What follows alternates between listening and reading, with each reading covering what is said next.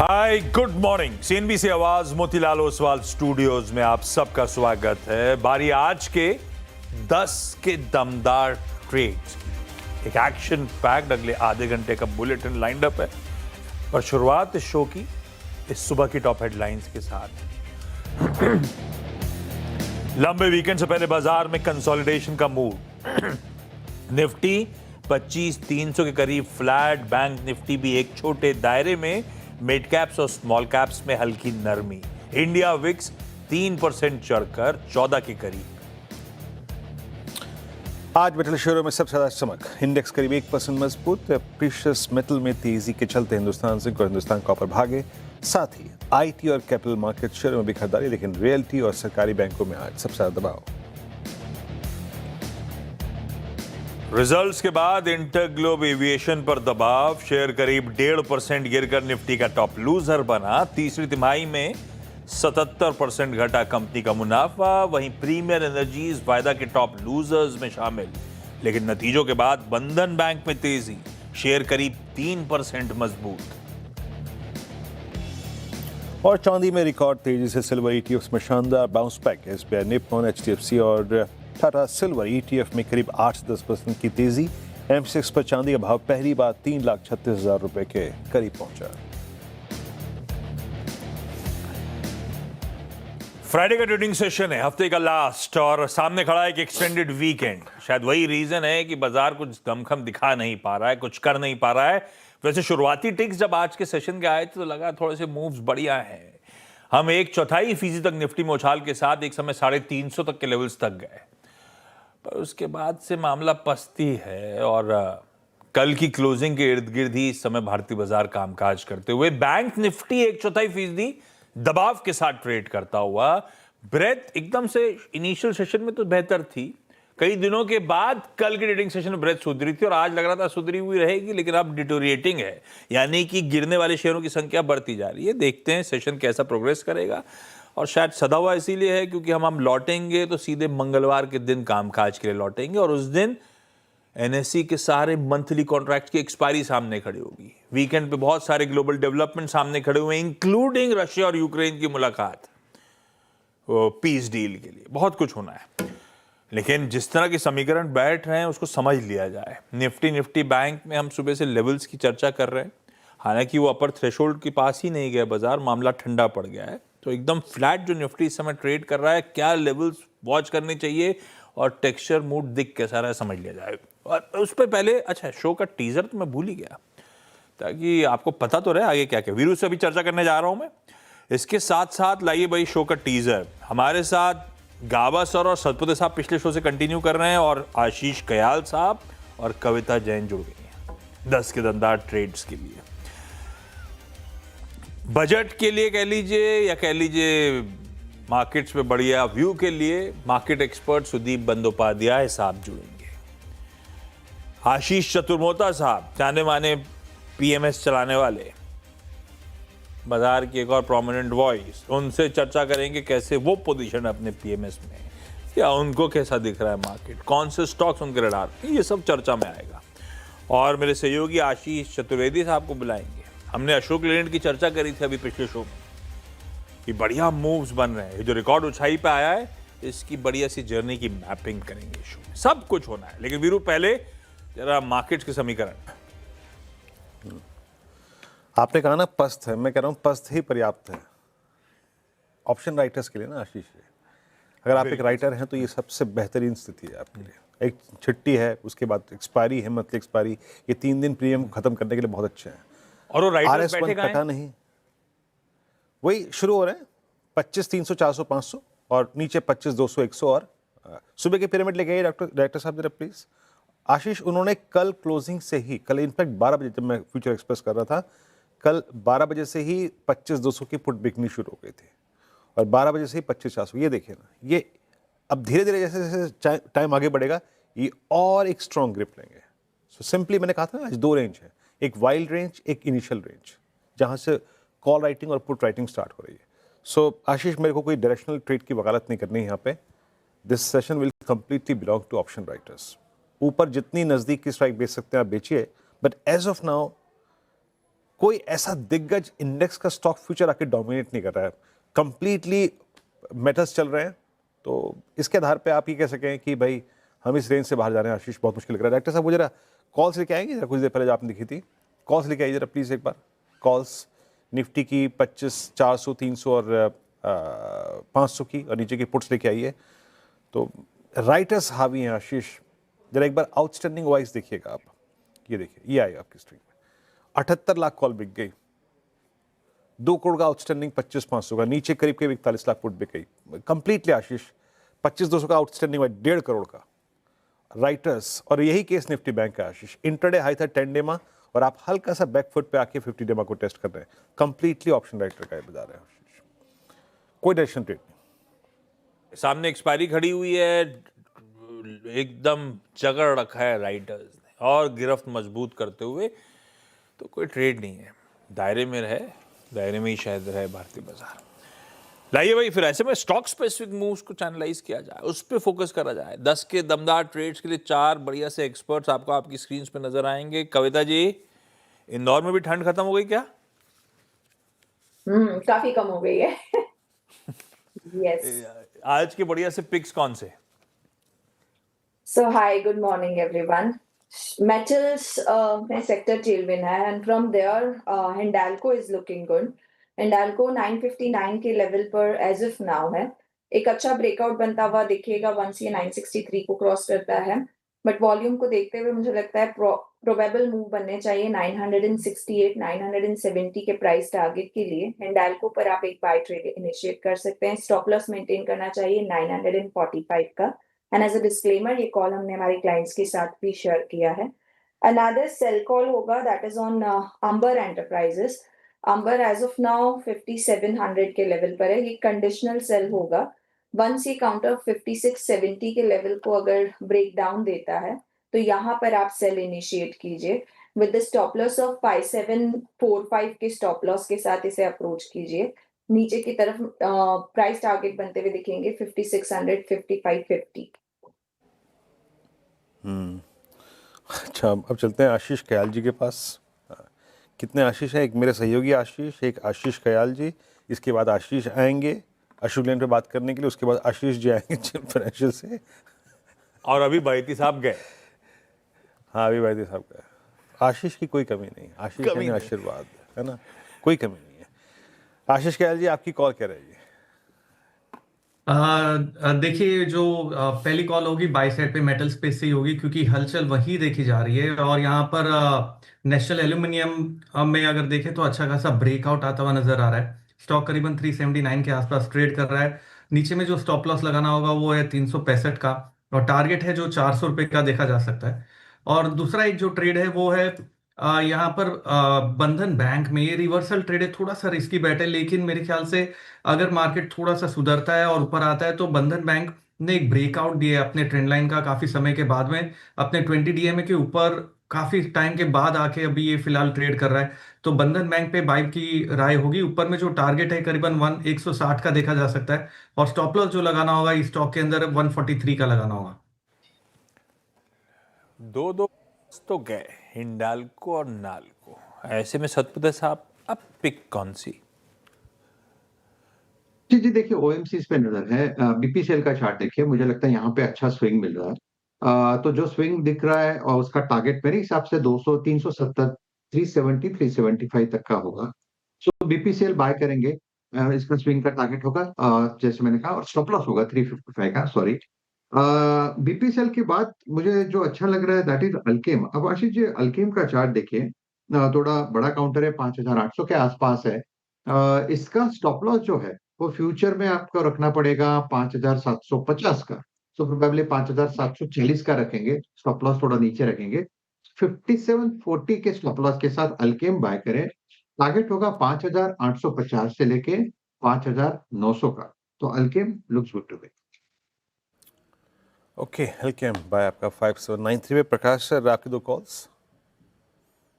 Well, stock रहेगा Asian Paints. लगता है यहाँ पर थोड़ी तेजी मिलनी चाहिए। ट्रेड करें 2737 पर ट्रेड एशियन पेंट्स। टॉप लगाएंगे 2711 पर। टारगेट 2800 पॉसिबल है। दूसरा स्टॉक जो मुझे पसंद है इस वक्त थोड़ा एग्रेसिव कॉल है वो LIC हाउसिंग फाइनेंस 520 के आसपास ट्रेड कर रहा है। स्टॉप लगाएंगे करीब 516 ₹4 का और मिल जाए तो 530 भी मिल सकता है या 530 LIC housing finance.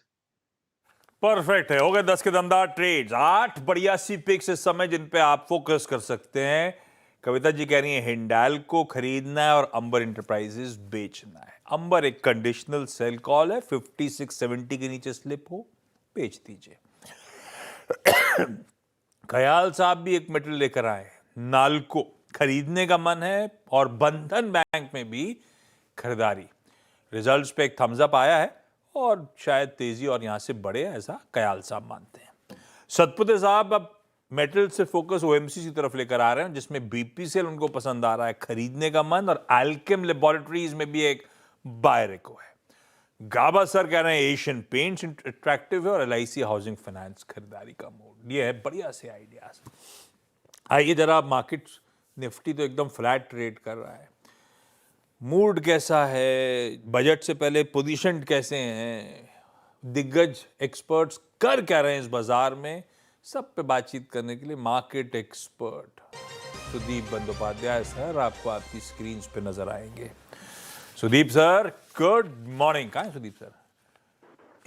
Good morning Ashish good ji. Morning. Good morning Ashish ji. अब सुदीप सर, गजब अनसर्टेनिटी, खूब अनिश्चितता, रोज नई नई चीजों पे, रोज नए डेवलपमेंट्स पे रिएक्ट करना, मूड इसीलिए ठंडा पड़ा हुआ है। इस अनसर्टेन एनवायरनमेंट में आप जैसे एक्सपर्ट्स कर क्या रहे हो इस बाजार में? क्या आप पैसा एडिशनल डिप्लॉय कर रहे हो या अपने प्रॉफिट्स को बुक कर रहे हो? क्या हो रहा है? आशीष जी, हम लोग जो एडवाइस कर रहे हैं, जो काम करने की कोशिश कर रहे हैं, वो है कि इस वोलेटिलिटी में आपको पहली बात तो समझना है कि volatility is the order of the day. ये वोलेटिलिटी रहेगा और इसी के अंदर आपको कामकाज करना पड़ेगा। अब इस कामकाज करने का मतलब क्या हुआ? हम मानते हैं कि अभी भी अगर आप ध्यान से देखिए तो लार्ज कैप में अच्छे अपॉर्चुनिटीज निकल के उभर के आ रहे हैं। ये जो धुआंधार FIIs की तरफ से बिकवाली चल रहा है, इसके चलते बहुत सारे लार्ज कैप शेयर में भी बिकवाली हुआ है, जिसका शायद कोई logical reason based on fundamentals आप जस्टिफाई नहीं कर पाओगे और वहां पे अपॉर्चुनिटी सामने निकल के आ रहा है। और हम तो हमेशा बात करते हैं थोड़ा लंबा जो निवेश करते हैं उनकी, आज कल परसों की बात नहीं कर रहे हैं। तो ये अगर आपका लंबा नजरिया है और लार्ज कैप स्टॉक्स में अगर बिकवाली होने के बाद एक अट्रैक्टिव लेवल पे स्टॉक आ गया है और रिलेटिवली अट्रैक्टिव मैं कहूंगा, तो मुझे तो लगता है थोड़ा थोड़ा करके खरीदारी का अपॉर्चुनिटी आपको मिल रहा है। और ये जो गिरावट चल रहा है, गिरावट का सिलसिला चल रहा है पिछले कुछ दिनों से, ये एक मुझे तो लग रहा है अच्छा अपॉर्चुनिटी है खरीदारी करने का। बहुत सारे ऐसे शेयर्स हैं, कभी जब फुर्सत में होगा बात करेंगे, पर मुझे तो लगता है थोड़ा थोड़ा करके, ऐसा नहीं कि सब पैसा आप आज सुबह मार्केट में डाल दो जाके या कल सुबह डाल दो, ऐसी मैं नहीं कह रहा हूं, पर थोड़ा थोड़ा करके बिकवाली जरूर करना चाहिए अगर आपका नजरिया लंबी अवधि का है। नहीं, वो स्टॉक्स पे हमेशा समय रहता है हम लोग के पास, सुनना भी चाहते हैं हम लोग, खुल के कुछ ही एक्सपर्ट्स बताते भी हैं, मैं उस पर आऊंगा। लेकिन आप निबलिंग करने की बात क्यों कर रहे हो? खरीदारी आपको क्या पॉजिटिव नजर आ रहे हैं?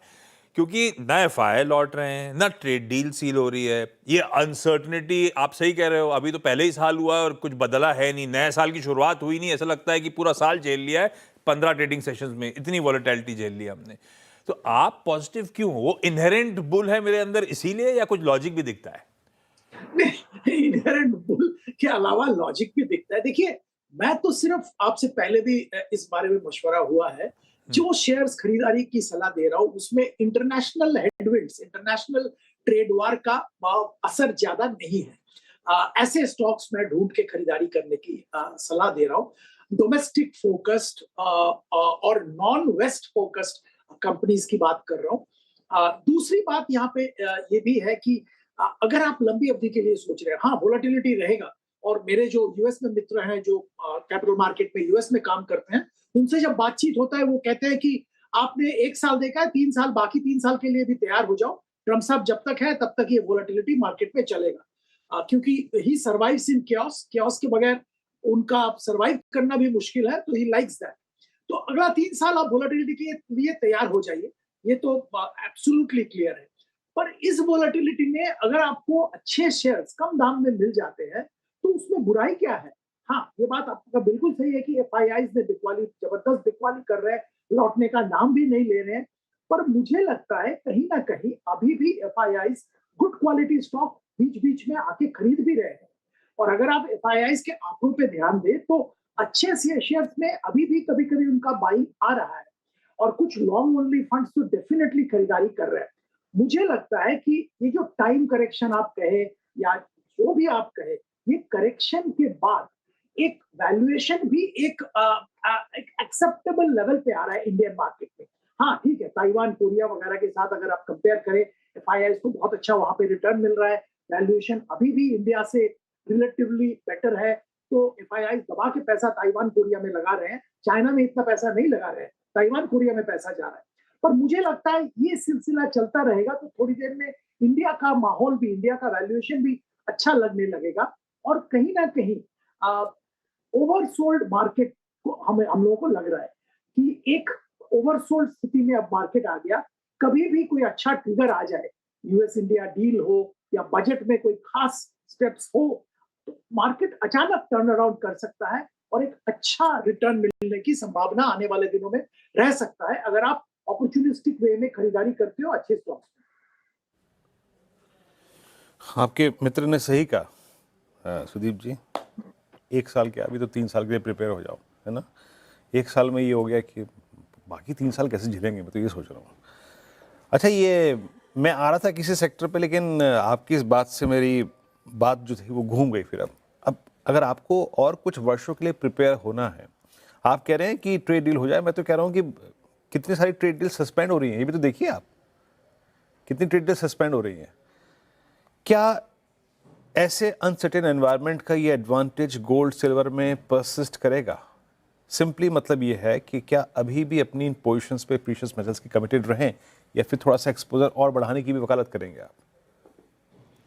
ये गोल्ड सिल्वर में मेरा व्यू साफ है। पिछले साल जो रिटर्न हम लोगों को देखने को मिला था, वो रिटर्न एक्सपेक्ट करना 2026 में अनरियलिस्टिक होगा, वो रिटर्न नहीं मिलेगा। पर इसका मतलब ये नहीं है कि गोल्ड सिल्वर में बहुत बड़ा कोई क्रैश आएगा या सिग्निफिकेंट कुछ करेक्शन देखने को मिलेगा। ठीक ठाक रिटर्न गोल्ड सिल्वर में इस साल भी मिलेगा। तो अगर आप पोर्टफोलियो एलोकेशन कर रहे हैं तो उसमें गोल्ड सिल्वर, एक हिस्सा गोल्ड सिल्वर में आप खरीदारी जरूर करिए, या अगर आप निवेशित हैं तो निवेशित रहिए, कोई एग्जिट की जरूरत नहीं है। मुख्य 2 कारण है। पहली बात है, सारे दुनिया के सेंट्रल बैंक डाइवर्सिफाई कर रहे हैं, डॉलर कम कर रहे हैं और गोल्ड सिल्वर अपने जो रिजर्व में बढ़ा रहे हैं, और ये ट्रेंड चलता रहेगा। इसमें कुछ भी हो जाए, इसमें कोई चेंज होने वाला नहीं है। इंडियन रिजर्व बैंक भी वही कर रहा है। दूसरा, industrial use of silver significantly बढ़ रहा है। जो सारे न्यू टेक्नोलॉजीज है, जो नए गैजेट्स आ रहे हैं, उसमें सिल्वर का यूज बढ़ रहा है, तो सिल्वर का इंडस्ट्रियल यूज भी बढ़ रहा है। तो ये ट्रेंड चलता रहेगा और गोल्ड सिल्वर का प्राइस में एक अच्छा खासा मोमेंटम बरकरार रहेगा। अब कल सुबह क्या होगा, 7 दिन में क्या होगा, इसका कमेंट मैं नहीं कर रहा हूँ। अगर 1 साल की बात करें तो अच्छा रिटर्न मिलेगा, 15-20% के आसपास।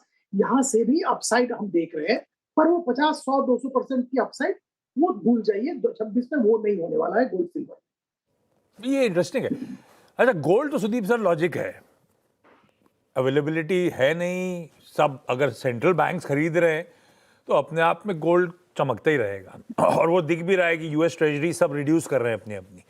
पर सिल्वर क्या है, हमेशा चौंकाता रहता है, और कई बार शोज में सवाल आते हैं कि सिल्वर ईटीएफ में कब मुनाफा बांधना है, क्योंकि सिल्वर बहुत वोलेटाइल होता है।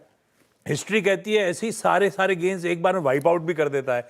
पर आप कॉन्फिडेंट हो, 1-2 दिन की, कल भी वोलेटिलिटी देखी थी, आज सब रिकवरी आ गई।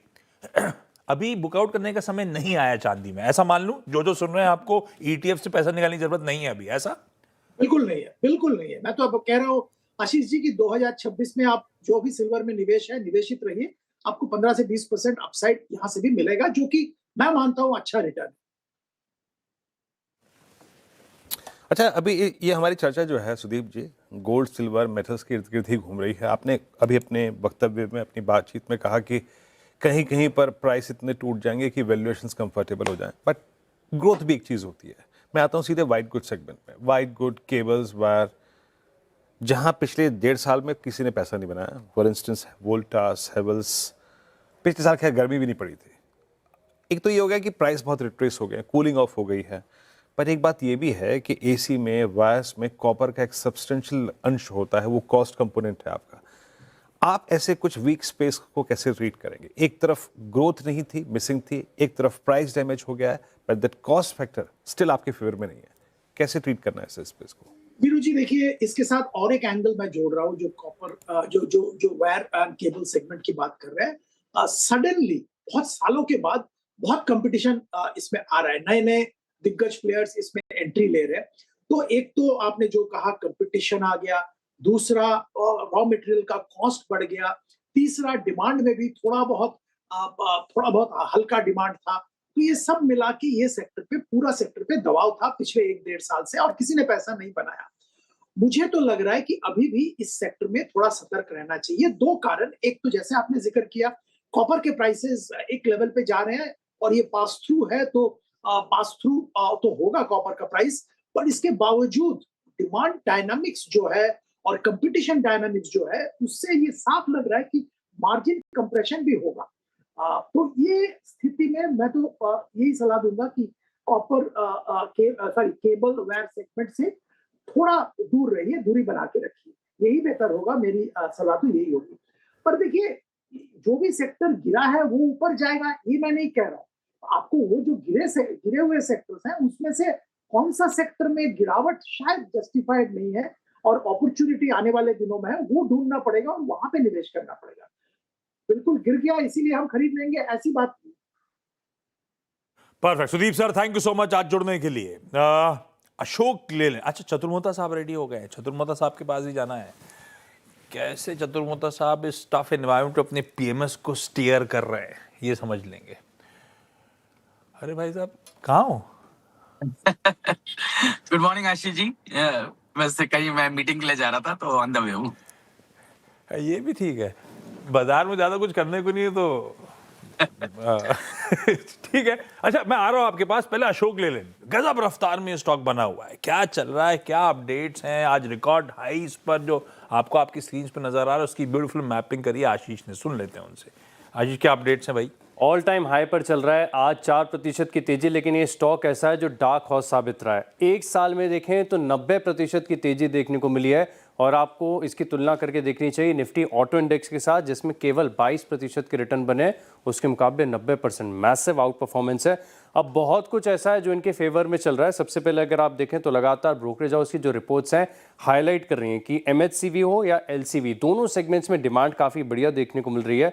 एक अच्छी अपॉर्चुनिटी डिस्कशन आज भी हमने की थी एचएसबीसी की रिपोर्ट की तरफ से, जहां पर ये माइनिंग सेक्टर के लिए व्हीकल जो बना रहे हैं, इसमें बहुत मैसिव ग्रोथ और अपॉर्चुनिटी यहां पर सबको नजर आ रही है। साथ में अगर आप देखें तो इनका जो स्विच मोबिलिटी कारोबार है, ये first half of this financial year ये एबिटा पॉजिटिव और पैट पॉजिटिव हो गया, तो मार्केट ने इसे बहुत अच्छा लिया। आपको याद होगा कि Q2 के नतीजे इसके बहुत बढ़िया आए थे, इसके बाद से स्टॉक ने कभी भी पलट कर नहीं देखा है। मार्केट में उतार चढ़ाव जरूर आए, लेकिन ये स्टॉक एक तरफा बड़ी तेजी दिखा रहा है। लेकिन साथ में अगर आप देखें तो कुछ और पॉजिटिव फैक्टर्स ऐसे हैं जो इसकी तेजी को फ्यूल कर रहे हैं। सबसे पहले आप देखें तो ईवी सेगमेंट को लेकर मार्केट उत्साहित है। 1650 यूनिट के आसपास की इनकी ऑर्डर बुक है, और ये बता रहे हैं कि ई बस के जो नए टेंडर्स आएंगे इसमें भी बढ़ चढ़कर पार्टिसिपेट करेंगे। FY26 के लिए 18,000 यूनिट का इन्होंने एक्सपोर्ट की गाइडेंस दे रखी है, और अगले 2 से 3 साल में ये जो 18,000 का आंकड़ा बढ़कर 25,000 यूनिट्स हो जाएगा। ग्रोथ यहाँ पर काफ़ी बढ़िया है। एक और वैल्यू अनलॉकिंग की पॉसिबिलिटी ये भी है कि फर्स्ट क्वार्टर ऑफ FY27 यानी अगले वित्त वर्ष में हिंदुजा लेलैंड फाइनेंस इसकी लिस्टिंग की योजना है, तो मार्केट इसको लेकर भी उत्साहित है। और इन्हीं फैक्टर्स के चलते अगर आप देखें तो एक तरफा बड़ी रैली इस स्टॉक में नजर आई है।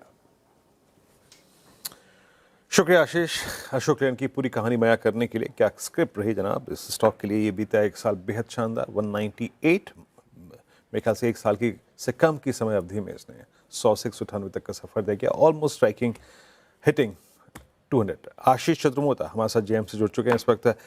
आशीष जी नमस्कार। अब इसे कैसा दौर कहें, आप जूझ रहे हैं 25,000 को सिक्योर करने के लिए, गोल्ड सिल्वर का एक अद्भुत अविस्मरणीय दौर, सिल्वर 336, गोल्ड 158। अभी आपके पास गुंजाइश क्या है खरीदारी करने के लिए यहाँ पर? इस वक्त क्या ठीक लग रहा है, किस चीज़ को चेज करना चाहिए? Good morning Virendra. तो देखिए, डेफिनेटली थोड़ा सा अनसर्टेनिटी का एक माहौल बना हुआ है, बट इसके बावजूद भी कहीं कहीं ऐसा हमें एक सिल्वर लाइनिंग नजर आती है। तो सबसे पहले हम बात करेंगे कि जो क्रेडिट ग्रोथ का जो एनवायरनमेंट है वो काफी इनकरेजिंग है। आप देखेंगे जहां पर हम क्रेडिट ग्रोथ को 8-9% की देखते थे, अब कहीं ना कहीं ये नंबर 13-14-15% के हमें देखने को नजर आ रहा है। और उसका एक बहुत बड़ा रीजन है जिस तरह से 125 बेसिस पॉइंट का जो कट हमें रेपो रेट में देखने को नजर आया। साथ ही साथ प्राइवेट केपेक्स के अंदर में एक अच्छी रिकवरी आने की संभावना बनती हुई नजर आ रही है और बॉटमिंग आउट हो रहे हैं पर्सनल लोन या अनसेक्योर्ड लेंडिंग का जो एक चैलेंज था काफी समय से, वहां पर भी एक बॉटमिंग आउट होना शुरू हो चुकी है। और उसका क्लियर रिफ्लेक्शन हमें लगता है कि पूरे बैंकिंग, फाइनेंशियल्स, एनबीएफसी स्पेस के अंदर में देखने को नजर आएगा। और ये ऐसा स्पेस है जो काफी अट्रैक्टिव भी है अपने वैल्यूएशन के टर्म्स में। और कुछ डील्स हुई, जैसे श्रीराम फाइनेंस के अंदर में एमईएफजी आया, तो उसकी वजह से हमने देखा कि वहां पर क्रेडिट रेटिंग में भी इंप्रूवमेंट देखने को नजर आया। पीएसयू बैंक्स के अंदर में 13-14% की ग्रोथ हो रही है और एसेट क्वालिटी काफी इंप्रूव हो रही है, क्रेडिट कॉस्ट नॉर्मलाइज हो रही है। तो ये सबको देखते हुए हमें लगता है कि ये एक ऐसा स्पेस है जो काफी इंकरेजिंग रहेगा। सेकेंड है मेटल को हम टेक्टिकल एलोकेशन के तौर पर देखते हैं। हमने कंटिन्यूसली इस पे काफी चर्चा की, एक समय पे सिल्वर की बात की, हिंदुस्तान जिंक की बात करी, हिंदुस्तान कॉपर की मैं अभी भी बात करता हूँ, क्योंकि आप देखेंगे 2031-32 में कॉपर की demand globally almost 50 million tonne की हो जाएगी और जो प्रोडक्शन होगा तब शायद 35-36 मिलियन टन का होगा। तो एक बहुत बड़ी डिमांड सप्लाई मिसमैच बनी रहेगी। और जिस तरह से एआई, डेटा सेंटर, ईवी और बैटरी एनर्जी स्टोरेज, इन सब के अंदर में जो रिक्वायरमेंट आएगी, उसके चलते हमें लगता है कि कॉपर की डिमांड बनी रहेगी। और जो नई माइंस है इनको आने में 10-12 साल लग जाते हैं, तो कहीं ना कहीं ये एक फैक्टर होगा जो कॉपर प्लस एल्यूमिनियम इस ट्रेड को राइड करना चाहिए। और इसके चलते हमें लगता है कि मेटल एक अच्छा खासा टेक्निकल एलोकेशन इस समय पर साबित हो सकता है। और तीसरा, हमें कैपिटल मार्केट्स की थीम कंटिन्यू अच्छी लगती है। तो बीएससी, एमसीएक्स जैसे एक्सचेंजेस जो है वो हमें लगता है कि अपने इस अप ट्रेंड को मेंटेन रखेंगे, क्योंकि वहां पर अर्निंग ग्रोथ जो है वो कंटिन्यूसली पॉजिटिवली सरप्राइज करती रहेगी। ओके, अच्छा, कहाँ कहाँ पर अपना रिस्क रिड्यूस करना चाहिए? मैं आप देखिए डीएलएफ के नंबर्स के बाद रिएक्शन देखिए आशीष, आप गोदरेज प्रॉपर्टीज़ को देखिए, आई मीन हायर लेवल से रिट्रेसमेंट 10-20% का आप कंसिडर कर सकते हैं, but now it's 55, more than 55। Real estate पे व्यू क्या है और क्या ये एक वक्त है कि अभी भी अपनी पोजीशंस को थोड़ा सा रिड्यूस कर लो आप? जी, तो देखिए ओवरऑल हमें लगता है कि रियल एस्टेट में अभी थोड़ा पेन बना रहेगा, क्योंकि थोड़ी सी एक ओवर सप्लाई का एक एनवायरनमेंट बना हुआ है। और जिस तरह से हम देख रहे हैं कि कंज्यूमर्स की जो आप देखेंगे हाउस होल्ड जो सेविंग है उसके अंदर में एक थोड़ी गिरावट हमें देखने को मिली, प्लस जो उनके मॉर्टगेज के जो लेवल्स हैं वो बढ़े हैं। तो इस सबको ध्यान में रखते हुए मुझे लगता है कि थोड़ा कंसोलिडेशन इस समय पे रियल एस्टेट पे बना रहेगा। तो हम consumption side of the story पे तो पॉजिटिव है, पर कंजम्पशन में हम बहुत सेलेक्टिव होना चाहेंगे। हाँ, हमें नहीं लगता कि अक्रॉस द बोर्ड हर जगह पे आपको कंजम्पशन का बेनिफिट देखने को नजर आएगा। तो one has to be very very selective.